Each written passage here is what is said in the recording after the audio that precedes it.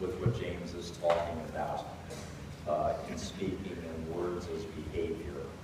And Eileen certainly demonstrated that in her life. She was a piece of work, you know. Just so you know, she knew she was dying.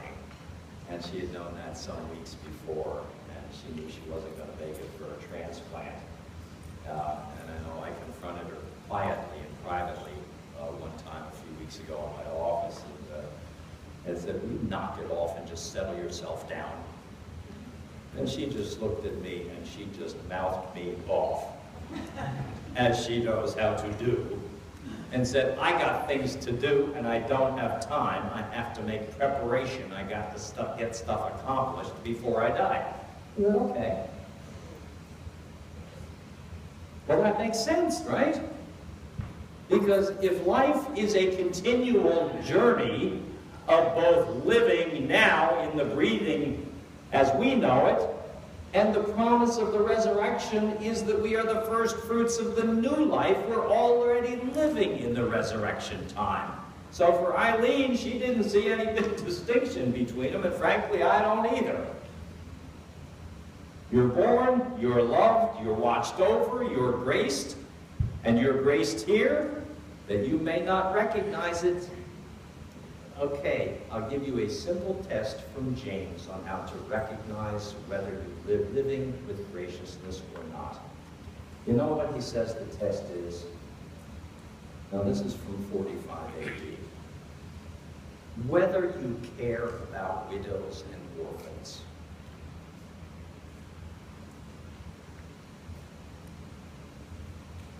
Now for real, we're talking basics. Do you care about widows and orphans? Or do you see them as scapegoats and the problems with society today? Are the widows and orphans who are using up Social Security, are they the scapegoats for our problems with the economy and with the taxes? Or are they a call from God to practice the grace that he practices and offers to us? There's a very simple test that James has in 45 AD, and it's not a bad one. And I think with Eileen, there was no question that she was in favor of taking care of widows and orphans and horses. I know one time, I can't believe I said this to her, I couldn't think of the word horse. So I said big doggy.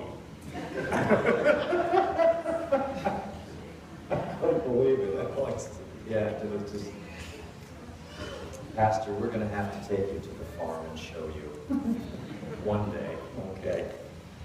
But she was a fine, upstanding woman who understood that heaven and earth are so intertwined and linked together by God's graciousness that they can't ever be separated.